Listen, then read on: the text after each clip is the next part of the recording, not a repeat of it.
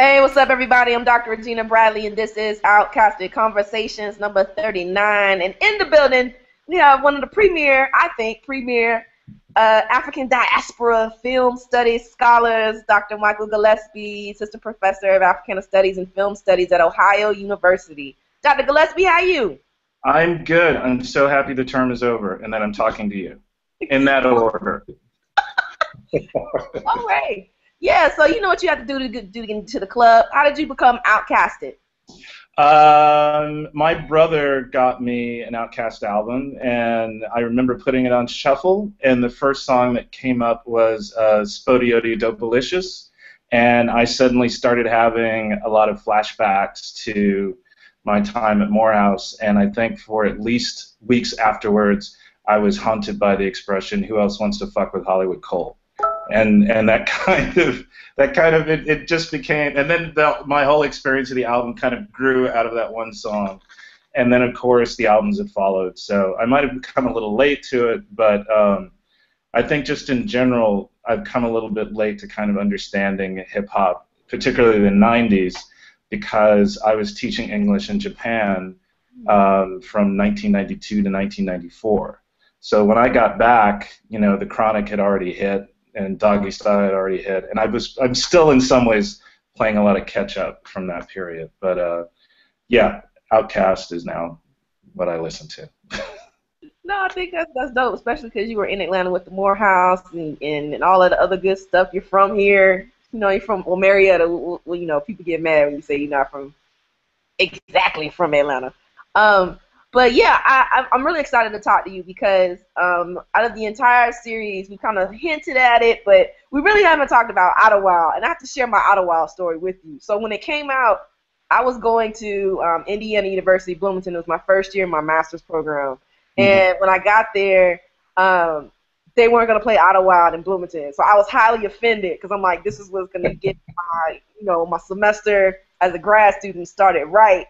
So I remember me and my then fiance, we were running around all of Indianapolis trying to find a theater that was playing Idlewild. We never got to see it in the theater.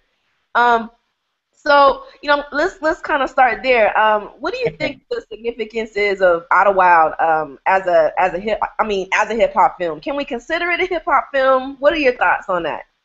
I think we have to consider it a hip hop film, and in order to do so, we must immediately. I think that people need to start rethinking exactly what hip-hop means in terms of, what does hip-hop mean beyond a musical form?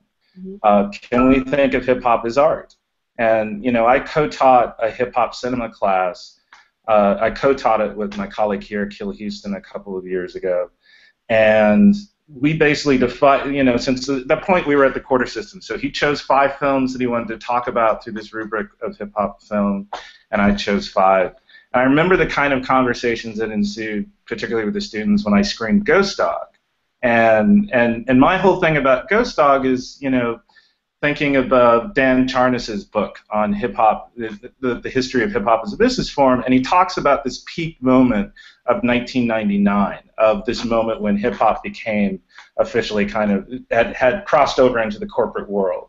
And for me, when I think of 1999 and this idea of hip-hop film, I think of Belly, and I think of Ghost Dog. And it seems to me that there's a place for both of them to be in that conversation if you start thinking about hip-hop as an art form which isn't dictated necessarily by its content. And I think that that's what's been fueling a lot of the conversation, that it has to be a story of the streets, that it has to be this, that it has to be that. But I'm curious about the aesthetics of it. So yeah, definitely, to me, Idlewild is a hip-hop film that has a very rich kind of relationship with the history of black cast musicals, and even, in general, the idea of the Hollywood musical itself. I was also, I remember the first time I saw Idlewild, I was a little confused because I only knew Idlewild as a Michigan phenomenon of something, and I remember thinking that it was quite kind of fascinating to kind of refabulate that history of these black vacation towns to the South in the context of the Great Migration.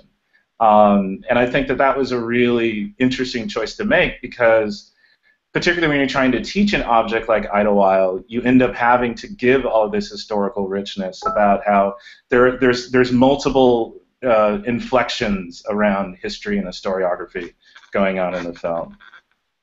Yeah, because And one thing that I was thinking about too was just the whole idea of Southernness being not necessarily timeless but fluid. It's kind of like right, you're thinking about these major moments in I mean like in Southern history and what that means in terms of moving this idea of a vacation spot to the South, right? And I right. really like that idea of the musical and being able to be whimsical and still be, there's still um, a lot of monumental moments in the film that kind of re-articulate that they're aware of a particular narrative of Southern blackness, both in the post-civil rights and before the civil rights era. What are some of your thoughts on the use of time in the film? I have to say that when I rewatched Idlewild a few days ago, that it took me a while to get through it because I kept rewatching that title sequence. And I mean that, the way that it kind of animates these seemingly still photographs and then makes the moving image a still photograph, and this kind of there's an unstable instability about that, particularly in terms of thinking about all of these kind of temporalities at play. And for me, I mean, I went back and I kind of read a lot of Paula Massoud's work in Black City Cinema, where she has a whole chapter devoted to thinking about these black cast musicals like Cabin in the Sky and Hallelujah and Green Pastures, and the sense that they kind of are always kind of steeped in this sense of the antebellum ideal. And that for me, what was really interesting about Idlewild watching it was that when I think of the South at that moment, it's definitely about the Great Migration, and more particularly those factors that motivated it. There's no boll weevil conversation that goes on in Idlewild. There's no like Jim Crow conversation that goes on.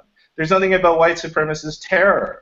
And from watching the film, I only saw one white person in the whole film, and that's when they're dropping off the newspaper which announces the death of the two gangsters, and there's like this white guy crossing the street in the back.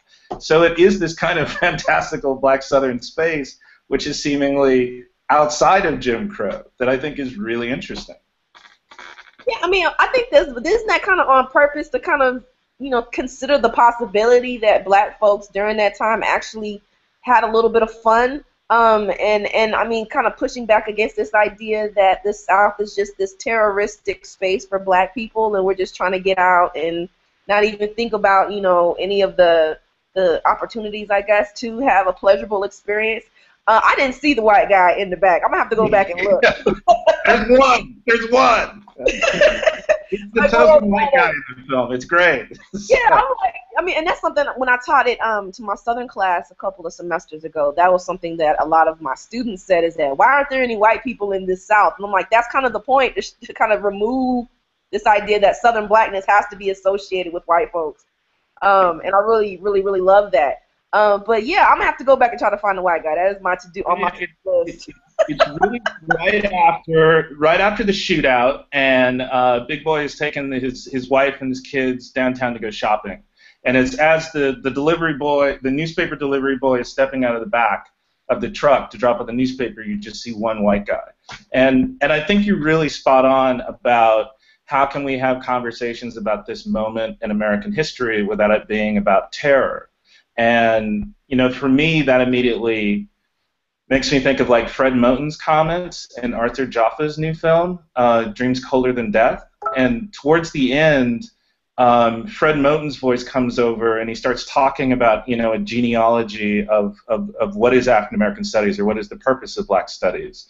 And he ends up summing it up with this question of, can black people be loved?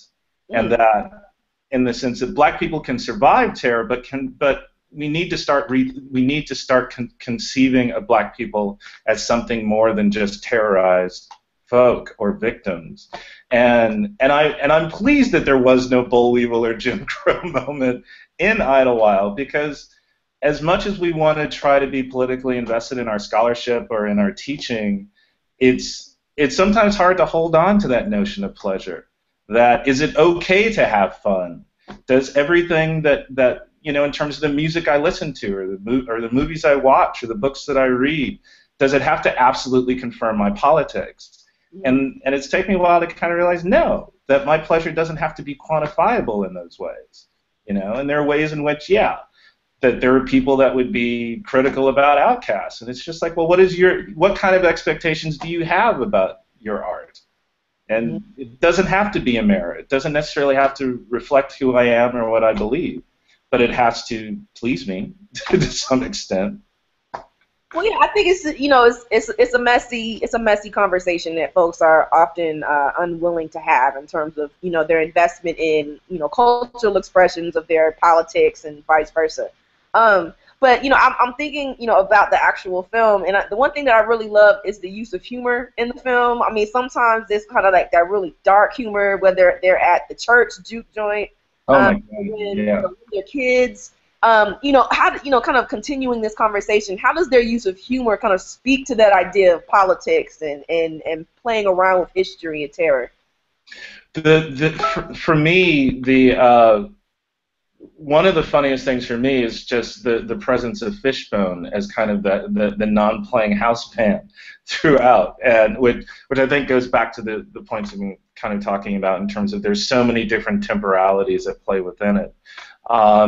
Also, I think that there's a particular kind of sense that the church, it's always Saturday night. That this is the point where that anytime you're in that space, that it is about this unapologetic joy and experience. The dance sequences that use even beyond. I know that perhaps some people might think of it as kind of being derivative of the Matrix. For me, it goes back to those dance sequences that are in Spike Lee's Malcolm X, when they're dancing in the Audubon ballroom, and you see just kind of a celebration of black expressive culture going on in a way that defies it being bracketed as, is this good for black folk or is this bad for black folk? And it's like, no, this is about documenting a kind of form of pleasure that contributes to our sense of fun in that space, that it is always Saturday night. And we rarely get to Sunday morning in that film, and I'm completely content with that. So. Right. So kind of slightly switching gears, the expressions of masculinity throughout the film, you have multiple narratives of Southern black masculinity. You have Andre 3000 playing Percival, who's kind of like this awkward, quirky, piano musician, mortician. And then you have Big Boy playing kind of like what he's already known for, the pimp, entrepreneurial. And then you have Terrence Howard, and you have a whole cast of folks who are playing around with these multiple ideas of Southern masculinity. What are some of your thoughts on the significance of the role that gender plays and how we understand Idlewild's significance? I think that, the kind of critiques that have been generated about black masculinity in media, for me, one of the ways that artists can, or particularly that we can begin to think about films which might provoke some kind of productive conversations, is it's kind of like when I've had conversations with my mother about Tyler Perry. She knows that that I'm not the biggest Tyler Perry fan in the world, but my biggest critique about Tyler Perry is that I really just want some options. I just really want a range of things to be able to choose from. And when it comes to these renderings of black masculinity on the screen, we rarely, strangely, have as many options available to us in the same way that we do with Idlewild. That neither one of those characters are necessarily being held up as this kind of patronizing notion of that they will be the future leaders of the race or some kind of when we were kings discourse. The fact is that each one of them holds a distinct position around the idea of black masculinity.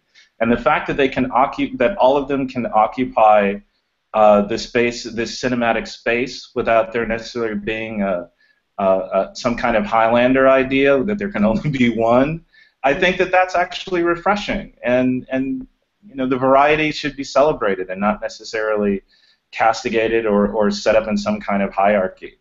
And that's why I think, in terms particularly around this gender question, that it's just frustratingly rare to get so many options in one film. Yeah, I think that I think that also has to deal with the idea that Idlewild is a fluid temporal film, because you have like these multiple moments where a particular narrative is at the focal point and then it kind of takes back or somebody else takes over. But I also know that you do diasporic film work, and I think that's really great. Is there any way that we can connect Idlewild to a larger diasporic conversation about Blackness in the 20th century, 21st century? Oh yeah, definitely, definitely. I mean, the fact that the Great Migration is kind of a hovering presence within the film, I'm really struck by what's Percival's motivation to go north. Percival's motivation to leave is not, as I've said before, it's not the boll weevil, it's not Jim Crow, it's not white supremacist terror. It's that he is marked as being a black genius. And in order for him to thrive as a black genius, that he needs to leave the past behind. And that past isn't necessarily about the South per se, it's about his relationship with his father. And moving on from there, which to me is quite significant, that we can kind of transcend the geography and actually get into these kind of interpersonal relationships, and also thinking about some sense of black melancholy that he needs to leave in order to in order to grow as a person and to grow as an artist, and that's done so without necessarily saying that you'll never be an artist in the South. No, it's about that you need to put your past behind you, and to some way properly mourn so you can continue to grow in your art. And I think that that's very refreshing, because the South is it maintains the South isn't necessarily written off. Also, I was thinking about this issue of what motivates Percival to leave in contradistinction to what motivates the family to leave in Daughters of the Dust. Of this kind of turn-of-the-century moment, which the photographer is kind of marking, and this clear demarcation about the past and the future, and eventually at the end of Daughters of the Dust, they realize, you're not leaving your past behind, you're taking your past with you. So anything that avoids the kind of tired cliches about the South inherently bad, I think is a great thing. Yeah, I mean, I never thought about the connections with daughters, and that's brilliant. That's why you're that guy. I don't know who you're talking to. I'm just a guy.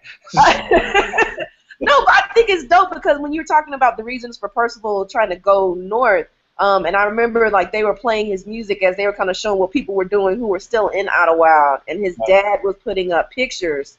He put up a picture of Angel, the who was Percival's love interest, and she's the one that died, right?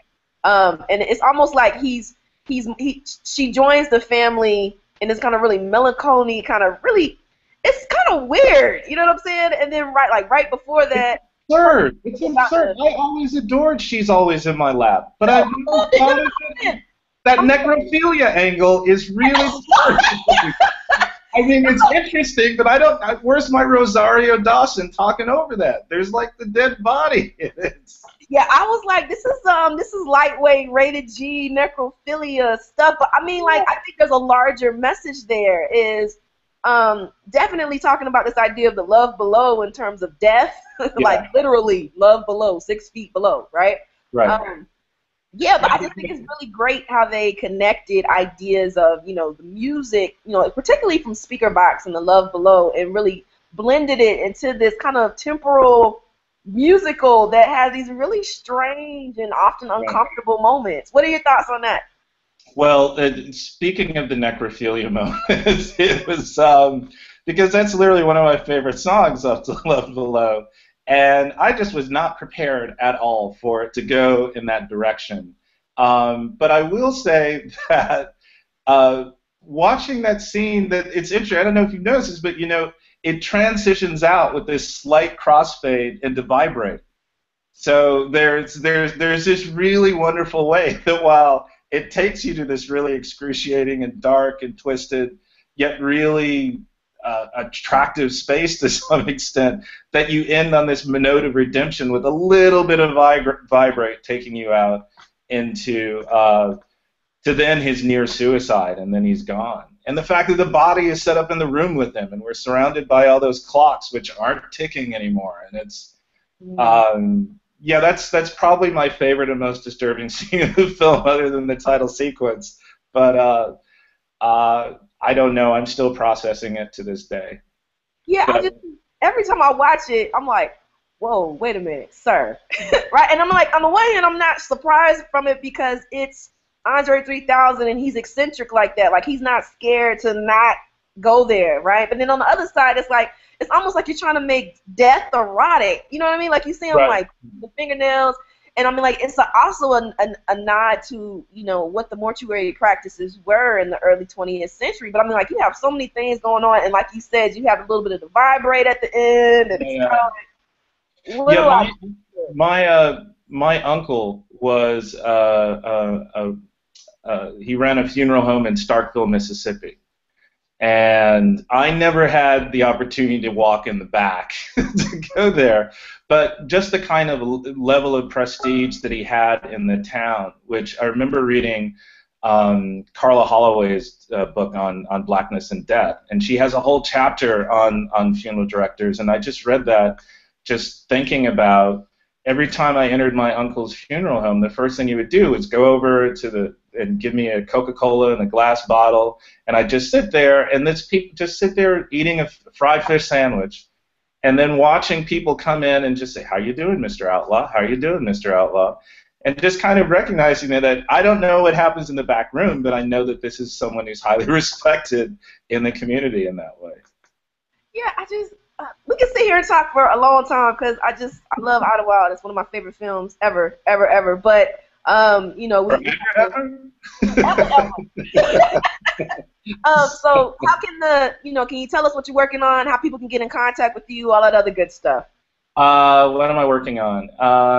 I just got a book contract through University Press for my book, Film Blackness, American Cinema and the American Cinema and the Idea of Black Film, and that is a book that kind of came out of my PhD dissertation, where I was trying to find ways of thinking about black film as an idea that isn't necessarily bound to the social category of race, which is to say, you know, is there a way of talking about black film beyond how it might reflect the black condition? So I deal with the films Ralph Bakshi's Coonskin, Wendell Harris's Chameleon Street, Bill Duke's Deep Cover, and Barry Jenkins' Medicine for Melancholy. And so hopefully that book will be out late next year or early 2016. I'm also working on some stuff on blackness in science fiction, particularly in terms of the web series Future States, in terms of thinking about black futurity and you know, the state of the world and global collapse and all that other optimistic stuff. And in general, there's just a whole lot of little side projects that thankfully I get to go to conferences and present bits and pieces of that. My next big thing is that I'm presenting some work on post 9/11 music. So, but I can be reached at Ohio University. Love to hear from folks, and always appreciate the opportunity to babble a bit. Yeah, no problem. Well, thank you for giving us some of your time, and I'll definitely can't wait to read the book. I'm Dr. Regina Bradley. This is OutKasted Conversations. We'll holler at y'all next week. Y'all be easy.